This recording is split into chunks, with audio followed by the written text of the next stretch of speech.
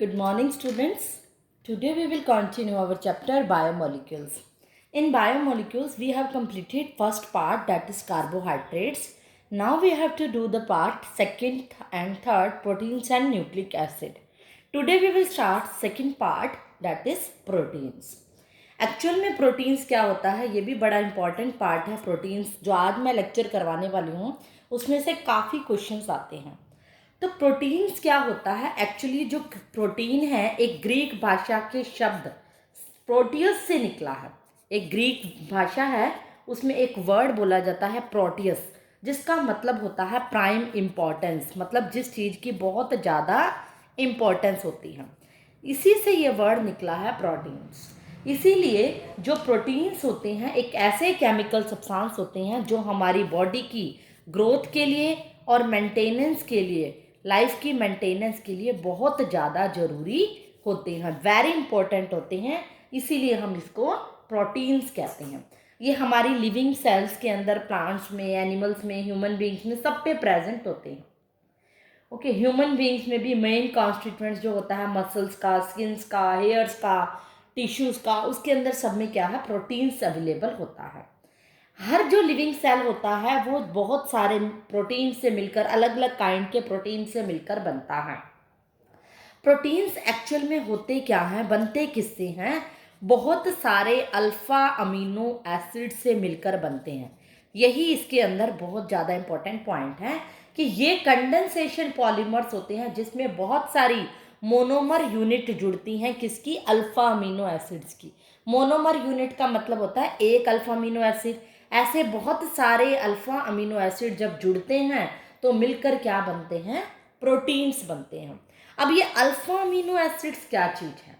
Alpha amino acids को explain करने के लिए मैं पहले इसका स्ट्रक्चर बता रही हूँ. RCH COOH मतलब एसिड्स है, इसमें कार्बोक्सिलिक एसिड.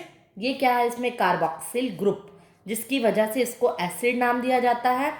अमीनो, क्योंकि इसमें अमाइन ग्रुप है. यहाँ पर ये क्या है? अमीनो ग्रुप है यहाँ. और यहाँ पर आर क्या है? एक एल्काइल ग्रुप है. कोई भी एल्काइल ग्रुप हो सकता है, CH3 C2H5 कुछ भी हो सकता है, ये हाइड्रोजन भी हो सकता है इवन. और यहाँ पर कार्बन के 4 बॉन्ड पूरे हो रहे हैं, एक NH2 से, एक COH से, एक अल्काइल ग्रुप से, और अल्टीमेट अदर क्या होगा? Obviously hydrogen.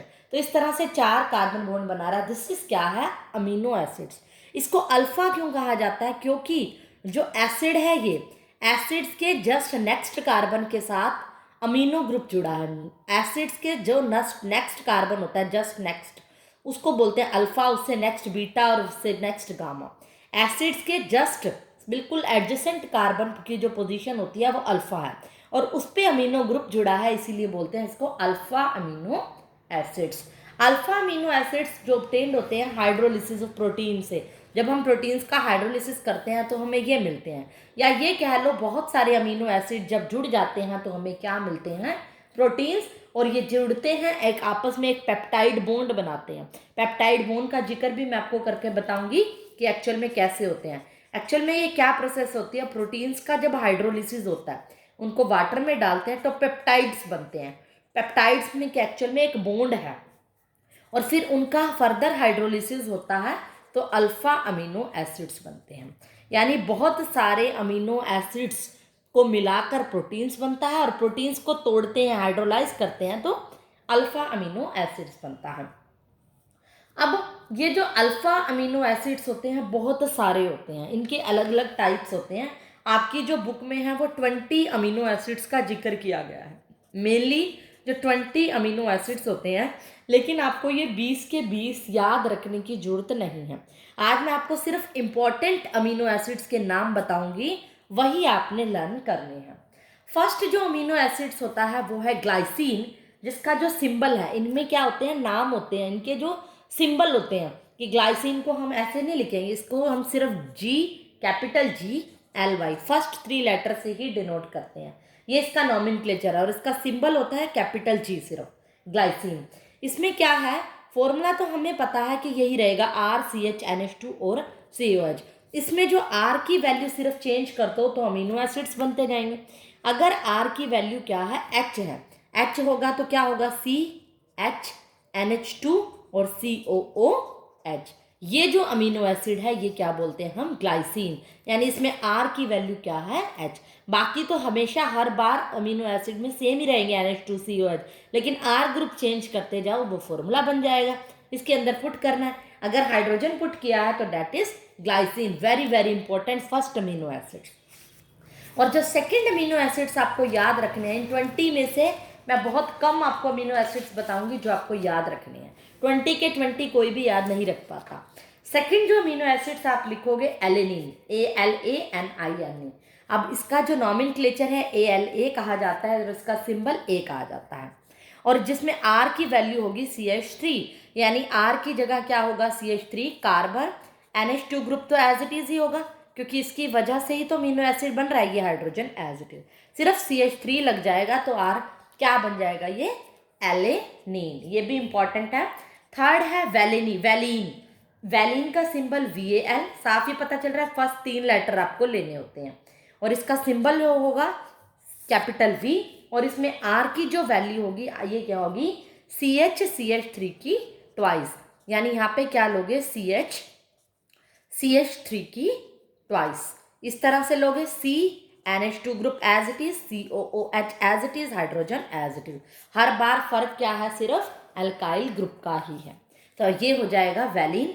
अब मैं आपको डायरेक्ट एल्काइल ग्रुप बताऊंगी और इसके सिंबल आपको मैं हमेशा बता दिया, नाम के पहले 3 लेटर उसका नेमिंग होगा और फर्स्ट लेटर उसका सिंबल होगा, सिर्फ एल्काइल ग्रुप बताऊंगी। नेक्स्ट अमीनो एसिड आपको याद करना है लियोसिन, LEU नाम, कैपिटल L सिंबल, जिसमें R की वैल्यू जो है वो नोट करो आप CH2CH3 की ट्वाइस। ये सारे बुक में एक टेबल की फॉर्म में आपको गिवन है, बट सिर्फ आपको मैं हिंट दे रही हूँ, ये आपको याद करने हैं। नेक्स्ट इंपॉर्टेंट जो है आइसोल्यूसिन, याद कर लेना आइसोल्यूसिन, जिसमें R की वैल्यू डिफरेंट होगी, ये आपको बुक में सब गिवन है, अब मैं सिर्फ नेम बता रही हूँ।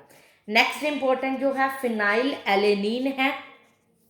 7th जो है वो है सिस्टीन, ये पनीर के अंदर होता है एक्चुअल में सिस्टीन, ये कोई खास इंपॉर्टेंट नहीं है बट उनमें से कर लेना, थोड़ा सा कम इंपॉर्टेंट है, ये ज़्यादा इंपॉर्टेंट है। नेक्स्ट है थ्रायोसिन, ये बड़ा इंपॉर्टेंट है थ्रायोसिन, इसमें क्या होता है, जो R होता है वो बेंजीन के साथ CH2 और OH ग्रुप लगता होता है, CH2OH, R की वैल्यू ये होती है। 9th जो है वो है ग्लूटामिक एसिड, ये बड़ा इंपॉर्टेंट है, कई बार ग्लूटामिक एसिड MCQs में आ जाता है कि इनमें से कौन सा ग्लूटामिक एसिड है, इसमें जो R की वैल्यू है एसिड है तो COOH इसके अंदर होगा और ग्लूटामिक के लिए डबल कार्बन होंगे, तो ये इसका ग्लूटामिक एसिड का फॉर्मूला है। लास्ट है लाइसिन, ये भी बड़ा इंपॉर्टेंट है, जिसमें R की जो वैल्यू है CH2 की थ्राइस और NH2 है, ये है लाइसिन। आपने ओनली 10 ही इंपॉर्टेंट अमीनो एसिड्स याद रखने हैं, टोटल 20 अमीनो एसिड्स होते हैं, उनके अंदर ये 10 ही याद रखने हैं, इनके R की वैल्यू याद रख लो, ये ज़्यादा इंपॉर्टेंट है। तो ये तो अमीनो एसिड्स की कौन कौन से होते हैं। उसके बाद आता है classification of amino acids. Classification का मतलब होता है कि अमीनो एसिड्स भी फर्दर टाइप्स होते हैं। अब जैसे कोई भी है अमीनो एसिड्स, इसके टाइप को मैं डिस्कस करने वाली हूँ। पहला जो टाइप होता है वो होता है न्यूट्रल अमीनो एसिड्स, सेकंड होता है acidic, and third one is basic amino acids. तो एक पता चल गया तो दो तीनों अपने आप समझ में आ जाएंगे। न्यूट्रल, एसिडिक और बेसिक होते हैं। पहले मैं अल्फा अमीनो एसिड्स के बारे में आपको इसका फिर से इसके स्ट्रक्चर, इसके फॉर्मूले से ही समझाऊंगी। हमें पता है अमीनो एसिड्स क्या होता है, अल्फा पोजीशन पे amine group, acid carboxylic acid और अल्काइल ग्रुप लगा हुआ होता है। इस R पे सब कुछ डिपेंड कर रहा होता है R की वैल्यू क्या है।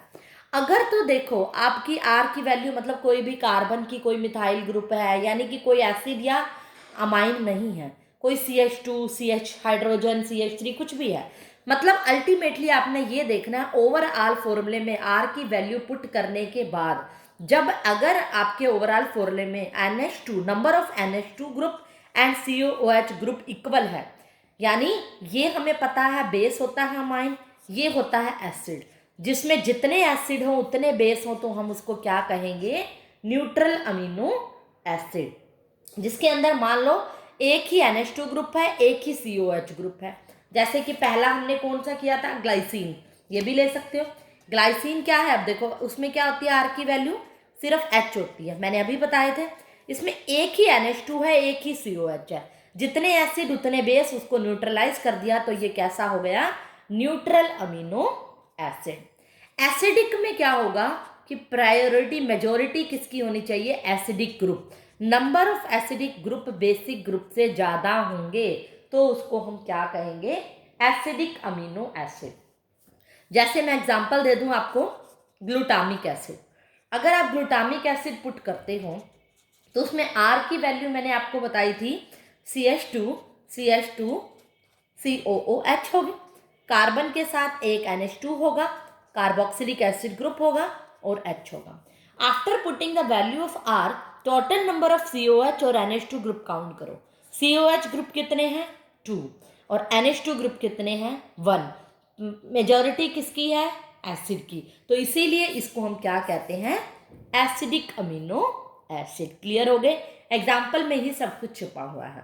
बेसिक अमीनो एसिड्स कौन से होंगे, जिसमें बेसिक ग्रुप ज्यादा होगा as compare to acidic group. जैसे मैं एग्जांपल ले लूं अगर लाइसीन का, जो कि इंपॉर्टेंट में ही एग्जांपल देख रही हूं मैं, उसमें R ग्रुप की जो वैल्यू होती है वो होती है CH2 की थ्राइस CH2 NH2, ये होती है R की वैल्यू। C के साथ NH2 ग्रुप जुड़ता ही है, कार्बोक्सिलिक एसिड और हाइड्रोजन। इसके अंदर NH2 और NH2 दो है लेकिन कार्बोक्सिलिक एसिड एक है, तो मेजॉरिटी NH2 ग्रुप की है। NH2 ग्रुप जिसके अंदर ज़्यादा होंगे वो अमीनो एसिड कैसा होगा, बेसिक। तो अल्टीमेटली ओवरऑल क्या कंक्लूजन निकला, स्क्रीनशॉट ले लो इसका और साथ साथ इसको नोट करते जाया करो कि जिसके अंदर क्या होगा, न्यूट्रल के अंदर अमीनो एसिड और कार्बोक्सिलिक एसिड ग्रुप इक्वल होंगे, एसिडिक में कार्बोक्सिलिक एसिड ज़्यादा होगा और बेसिक में NH2 ग्रुप की वैल्यू ज़्यादा होगी, उसको हम क्या कहेंगे, बेसिक अमीनो एसिड। बड़े ही इजी हैं, नाम से ही हमें समझ में आ रहे हैं।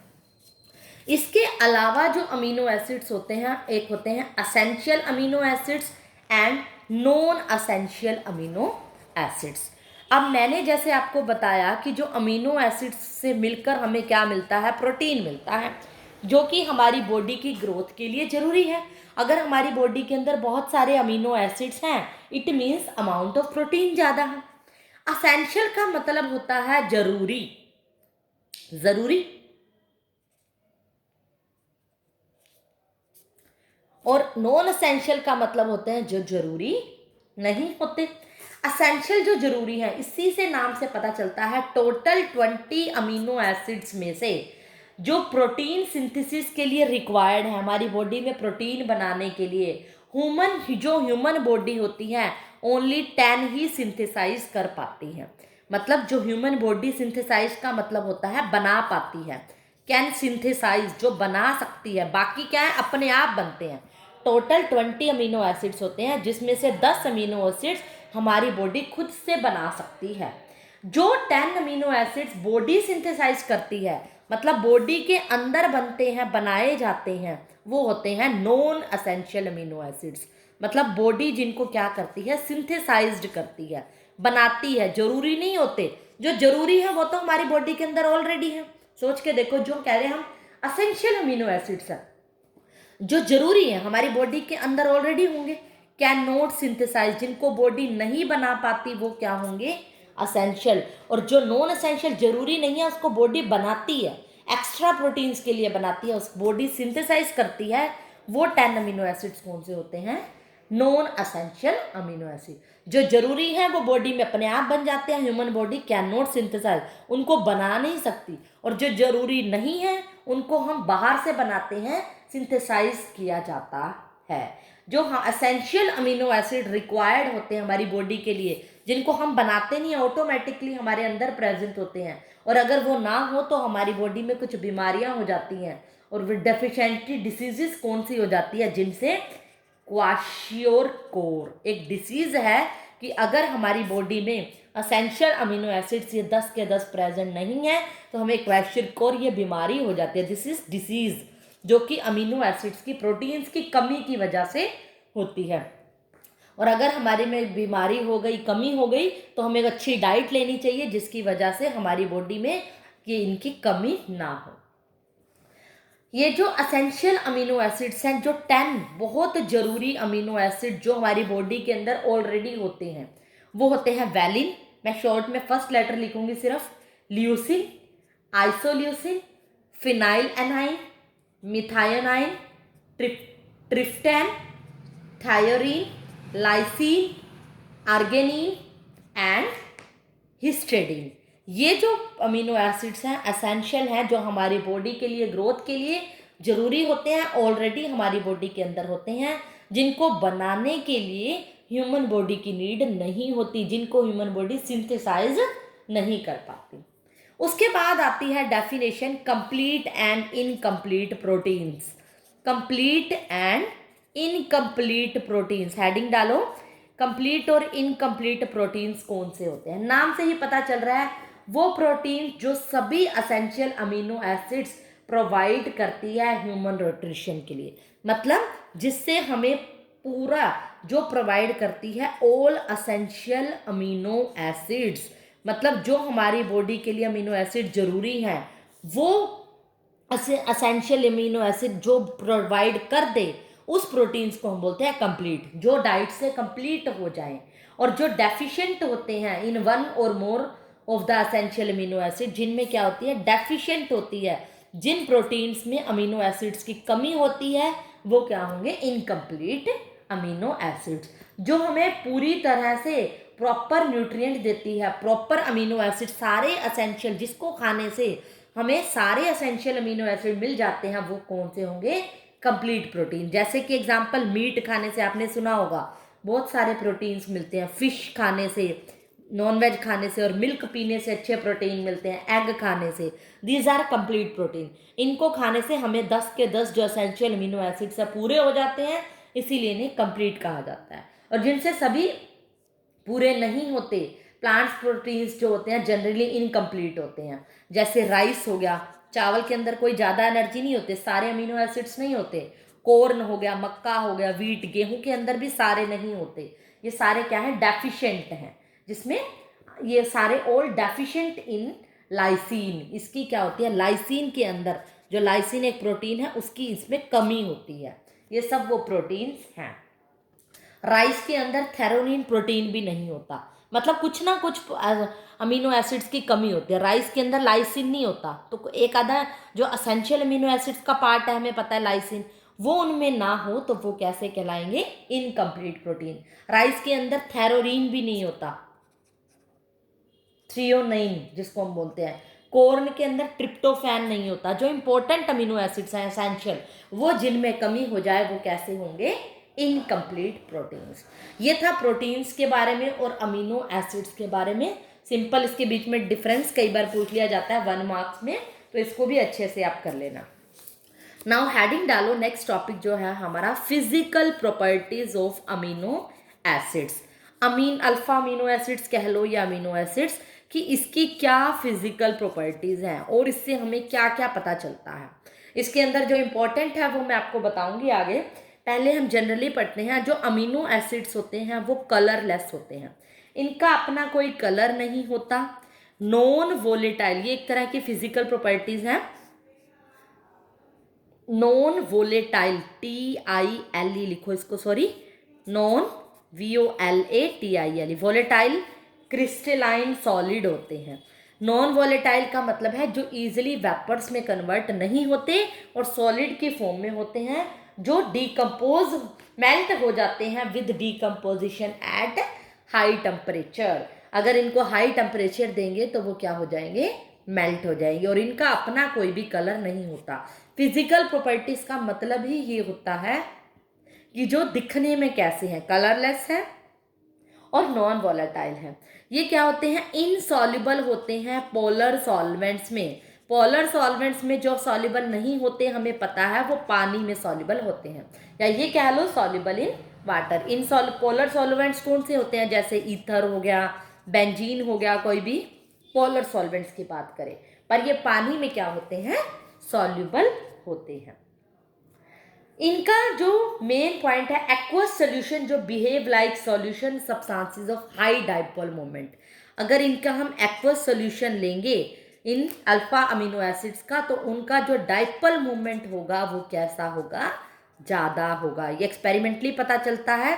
उसका डाइपोल मूवमेंट कलेक्ट किया गया इनको एक्वस पानी में डालने के बाद, तो इनका डाइपोल मूवमेंट बहुत ज़्यादा होता है।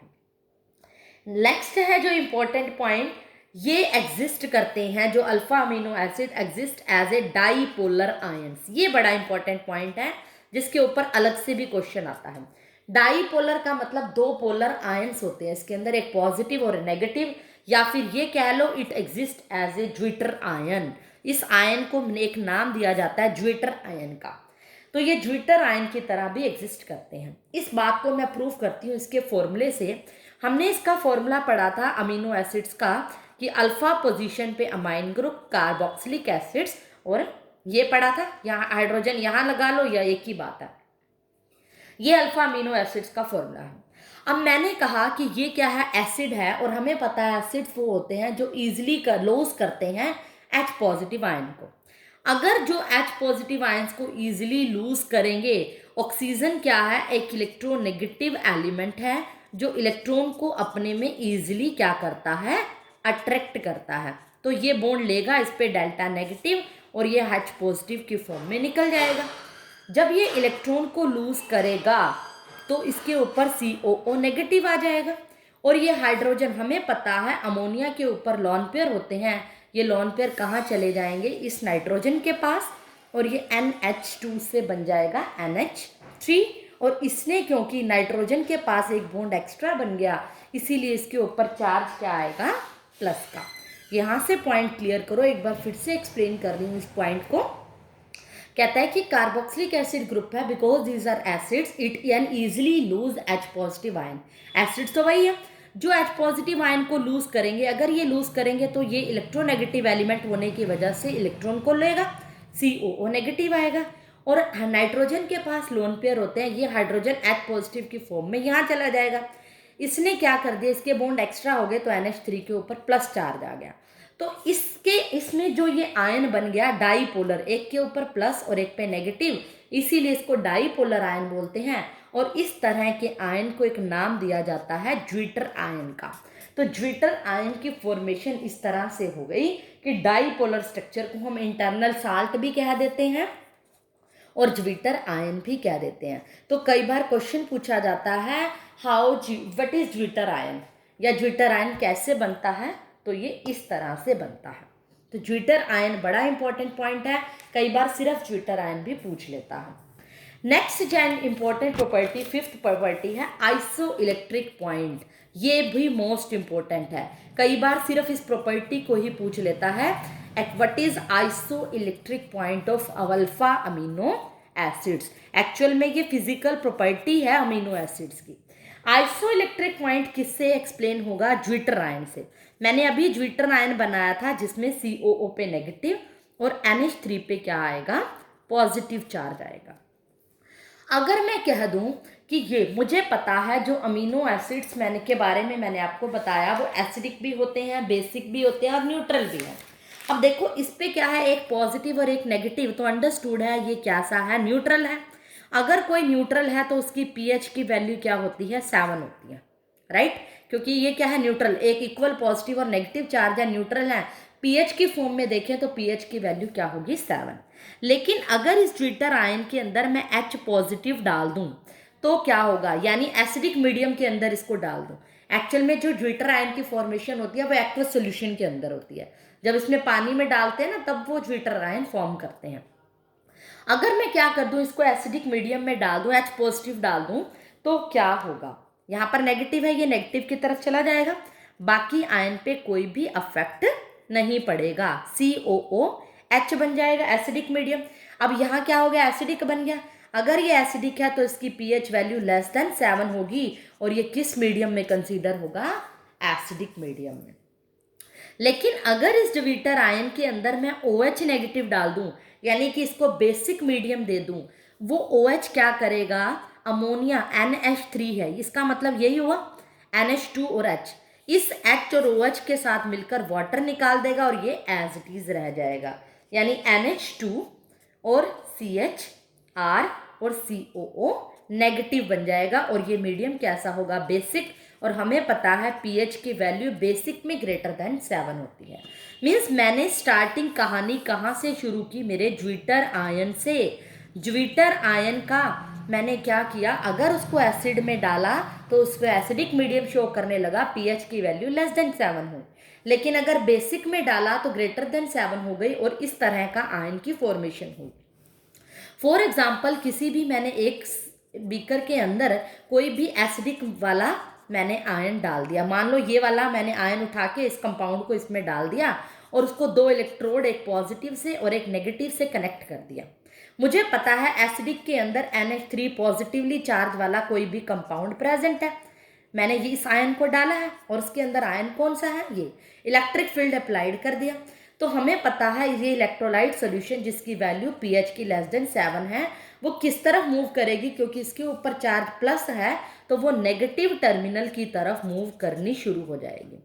It will move towards the cathode, negative की तरफ। लेकिन अगर दूसरे बीकर के अंदर कोई मैं बेसिक सोल्यूशन ले लूँ और उसको मैं इलेक्ट्रोड से कनेक्ट कर दूँ, इलेक्ट्रिक फील्ड अप्लाई कर दूँ, बेसिक के ऊपर हमें पता है चार्ज नेगेटिव है तो it will move toward the positive terminal, positive की तरफ जाएगा। लेकिन अगर मैं न्यूट्रल को डालूं तो उसका इलेक्ट्रिक फील्ड अप्लाई करूं तो वो कोई भी माइग्रेशन शो नहीं करेगा, किसी भी तरफ मूव नहीं करेगा, क्योंकि ऊपर उसके ऊपर equal positive and negative charge है। तो इसीलिए वही पीएच वैल्यू, पीएच की वैल्यू कौन सी है, वो 7, जहां पर कोई भी अमीनो एसिड्स के आयन का कोई भी माइग्रेशन नहीं होता। जब हम कोई इलेक्ट्रिक फील्ड अप्लाई करते हैं उस पॉइंट को हम बोलते हैं आइसो इलेक्ट्रिक पॉइंट। तो आइसो इलेक्ट्रिक पॉइंट अगर आपसे पूछा जाए कि वो पीएच वैल्यू होती है, पीएच वैल्यू वो हमें पता है कौन सी है, 7। वो पीएच वैल्यू जहां पर कोई माइग्रेशन नहीं होता अमीनो एसिड्स का under the influence of an electric field, उस पीएच वैल्यू को, उस पॉइंट को हम क्या बोलते हैं, आइसो इलेक्ट्रिक पॉइंट। आइसो मतलब एक तरह से न्यूट्रल हो गया इलेक्ट्रिक फील्ड अप्लाई करने से। तो ये बड़ा इंपॉर्टेंट था, कई बार पूछे कि आइसो इलेक्ट्रिक पॉइंट क्या होता है। इसमें आपको सिर्फ ये एक रिएक्शन दिखानी है एसिडिक, बेसिक और ज्विटर आयन के आयन को लेके। नेक्स्ट जो प्रॉपर्टी आती है इसकी, वो आती है कॉन्फ़िगरेशन की, कि अल्फा अमीनो एसिड्स की हम कॉन्फ़िगरेशन भी फाइंड कर सकते हैं। जैसे कि हमने कार्बोहाइड्रेट्स के फॉर्म में बताया था डीएल कॉन्फ़िगरेशन, इसी तरह अमीनो एसिड्स में भी बता सकते हैं। जैसे मान लो मैंने कोई अमीनो एसिड्स ले लिया, ये CH2OH, ये क्या था, एक तरह से कार्बोहाइड्रेट था, याद है। कार्बोहाइड्रेट में मैं क्या करती थी, OH ग्रुप देखती थी, अगर लेफ्ट हैंड साइड में तो वो है L और उसका आगे नाम ग्लिसरैल्डेहाइड है। ये ग्लिसरैल्डेहाइड मैंने कार्बोहाइड्रेट लिया था। लेकिन यहाँ पर मैं अमीनो एसिड्स की कॉन्फ़िगरेशन की बात कर रही हूँ, तो अमीनो एसिड्स में हमें पता है COH और NH2 ग्रुप तो होगा ही, R की वैल्यू कुछ भी हो सकती है। इसमें हमने क्या देखना है, अमीनो एसिड्स में NH2 ग्रुप को देखना है। अगर NH2 लेफ्ट हैंड साइड पे है तो इसका नाम होगा L amino acid. Amino acid जो भी होगा R की वैल्यू पे डिपेंड करेगा। H है तो लाइसिन, ग्लाइसिन, जो भी होगा ये नाम इसका, वो उसके साथ उसका नाम लिख दोगे। अगर NH2 की वैल्यू, अगर NH2 क्या है, राइट हैंड साइड पे है तो उसका नाम होगा D अमीनो एसिड्स। तो अमीनो एसिड्स की पोजीशन पे डिपेंड करता है। अगर, या ये भी लिख सकते हो, इफ NH2 ग्रुप क्या है, राइट साइड पे है, then it's configuration is D, और अगर ये लेफ्ट हैंड साइड पे है तो इस कॉन्फ़िगरेशन के आगे क्या लग जाएगा, L। तो ये था अमीनो एसिड्स की प्रॉपर्टीज के बारे में। नेक्स्ट जो टॉपिक्स आता है वो है हमारा पेप्टाइड्स एंड देयर क्लासिफिकेशन। मैं पहले आपको सिर्फ पेप्टाइड बॉन्ड के बारे में आज बताने वाली हूँ। पेप्टाइड कैसे बनते हैं, मैंने कहा था बहुत सारे जब amino acids, alpha amino acids जुड़ते हैं, एक अल्फ़ा अमीनो एसिड, फिर अल्फ़ा, बहुत सारे अल्फ़ा अमीनो एसिड जुड़कर क्या बनाते हैं, हमें पता है प्रोटीन बनाते हैं। और वो जुड़ते हैं आपस में किस बॉन्ड से, एक पेप्टाइड बॉन्ड से जुड़ते हैं। जैसे मैं आपको 2 अमीनो एसिड्स का एग्जांपल ले रही हूँ, एक ग्लाइसिन, ग्लाइसिन का फॉर्मूला होगा CH2COOH, मतलब यहाँ भी H और यहाँ भी H, इसको मैं ऐसे लिख सकती हूँ। ये मैंने क्या ले लिया, एक अमीनो एसिड ग्लाइसिन, और दूसरा अमीनो एसिड मान लो एलेनिन ले लिया। एलेनिन में क्या होगा, NH2 ग्रुप को ऐसे लिख लिया, CH के साथ जो अल्काइल ग्रुप होता है वो CH3 होता है, ये है। जब भी आप दो अमीनो एसिड्स ग्रुप को करो, इसमें से क्या करो, वाटर निकाल दो, पानी बाहर निकालो, इसमें से OH और इसमें से H निकाल दो।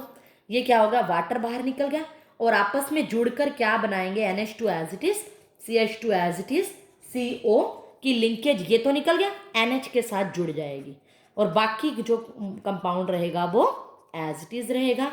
ये बॉन्ड जिससे ये आपस में जुड़े हैं CO और NH, इस बॉन्ड को हम बोलते हैं पेप्टाइड बॉन्ड।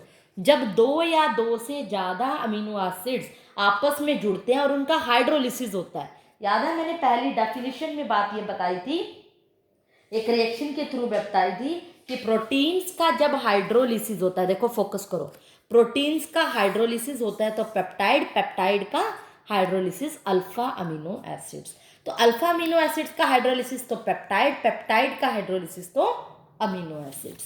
तो यहाँ पर मैंने दो अमीनो एसिड्स को जोड़ दिया, ग्लाइसिन और एलेनिन को, तो एक नया हमारे पास प्रोटीन बन गया जिसका नाम क्या होगा, ग्लाइसाइल एलेनिन। तो इन दोनों से मिलकर बन रहा है ना, ग्लाइसाइल एलेनिन इसका नाम होगा और इसको लिखते हैं GLY ग्लाइसिल, एलेनिन का ALA, इसका नाम इस तरह से होता है। तो ये जिस बॉन्ड से जुड़ रहे हैं उसको हम बोलते हैं पेप्टाइड बॉन्ड। दो या दो से ज़्यादा अमीनो एसिड जिस बॉन्ड से जुड़ रहे हैं उसको हम बोलते हैं उसका बॉन्ड पेप्टाइड बॉन्ड। अगर बहुत सारे अमीनो एसिड जुड़ रहे हैं तो उसको हम बोलेंगे पॉलीपेप्टाइड। जैसे मैं आपको एक एग्जांपल देती हूँ पॉलीपेप्टाइड का। पॉलीपेप्टाइड की लिंकेज कैसे होगी, जैसे कोई भी अमीनो एसिड है NH2 CH के साथ R COOH, ये एक हो गया। मान लो इसके साथ मैंने N मतलब नंबर ऑफ, कोई भी हो सकते हैं, बहुत सारे ले लिए, ये मैंने ग्रुप ले लिया, ये एक अमीनो एसिड्स ले लिया, ये जोड़ा, एक और जोड़ दिया, बहुत सारे जोड़ने हैं मैंने, ये R' है, इधर R की वैल्यू कुछ और है, डबल डैश है, ये 3 ले लिए और ये इसके मॉलिक्यूल N ले लिए, ये एक एक ले लिया, ये N मॉलिक्यूल्स ले लिए, बहुत सारे जुड़ेंगे, पोली मतलब बहुत सारे जुड़ेंगे तो N बनेगा। तो यहाँ पर हमने क्या करना है, वाटर को निकालना है, इधर से OH और H निकलेगा, H इधर से निकाल लो ऐसे, OH और H निकलेगा, इधर से भी OH और H निकलेगा, वाटर और आपस में लिंकेज होती जाएगी सिर्फ। तो हमारे पास जो कंपाउंड बनेगा वो एज इट इज बन जाएगा, first as it is CO, यहाँ तक एज इट इज, इन दोनों के बीच में लिंकेज होगी और वो कैसी होगी, CO और NH की linkage, R' as it is, फिर CO और यहाँ पे N, क्योंकि इसके मोल्स कितने लिए थे मैंने, N, इसको अच्छे से देखो, और फिर क्या होगा, ये NH रह जाएगा, अगला इस पे आ गई मैं, NH, फिर CH, R कितने हैं, डबल डैश, COOH, और वाटर कितने निकल जाएंगे, N+1 वाटर। हर बार क्या होगा, N+1, जनरली अगर मैं बताऊं तो बीच वाले मॉलिक्यूल मैंने N लिए थे, ये एक एक लिए थे, एक एक जोड़ दिए, इसके साथ N लगा दिया और N+1 वाटर हर बार निकल गया। N तो ये साथ में एक ही है, हर बार हमें वाटर मॉलिक्यूल निकलने को मिला। तो इस तरह के बॉन्ड को बोलते हैं पॉलीपेप्टाइड। जो ये बॉन्ड है, ये लिंकेज है आपस में, इसको हम बोलते हैं पॉलीपेप्टाइड। मीन्स पेप्टाइड बॉन्ड कितने हैं, N, नंबर ऑफ N है। और इनकी जो नेमिंग होती है, पॉलीपेप्टाइड के जो नाम होते हैं वो कैसे लिखे जाते हैं, देखो नेमिंग में आपको, जैसे मैंने उसमें बताया था ग्लाइसिन और एलेनिन में, ग्लाइसिन जब पहले नेम मैं आपको दिखा देती हूँ सिंपल में, ग्लाइसिन और एलेनिन जब जुड़ रहे हैं तो उनका नाम आप ऐसे लिखोगे, ग्लाइसिन का GLY, एलेनिन हाइफन, एलेनिन का A, ये नाम लिखने का तरीका है। अगर पॉलीपेप्टाइड हैं, बहुत सारे हैं, मान लो कौन जुड़ रहा है, एलेनाइन, दूसरा जुड़ रहा है मान लो ग्लाइसिन, और तीसरा मान लो कोई भी हो सकता है, बहुत सारे हैं, अगर फिनाइल एलेनाइन, 3 जुड़ रहे हैं तो इनका नाम कैसे लिखोगे, एलेनिन का ALA डैश, ग्लाइसिन का GLY, फिनाइलिल का PHE, ये जुड़ जाएंगे, या फिर इसको एलेनिन का सिंबल A, ग्लाइसिन का G, फिनाइलिन का F, ये इसका नाम रखने का तरीका है। Writing and naming of polypeptide अगर पूछा जाए वो कैसे होगी, इसकी नेमिंग इस तरह से होगी पॉलीपेप्टाइड्स की। तो आज हमने amino acids, proteins and polypeptide and peptide bond के बारे में कंप्लीट किया है। यहाँ पर एक पार्ट खत्म होता है, कल हम क्लासिफिकेशन ऑफ प्रोटीन्स के बारे में पढ़ेंगे, उसके स्ट्रक्चर्स के बारे में पढ़ेंगे। फिर प्रोटीन पार्ट हमारा सेकंड पार्ट कंप्लीट अभी नहीं हुआ है, कुछ पोर्शन इसका रह गया है। तो आज के लिए इतना, ये बहुत इंपॉर्टेंट पार्ट है, इसमें मैक्सिमम नंबर ऑफ क्वेश्चंस आएंगे। तो तो आज इतना ही, थैंक यू।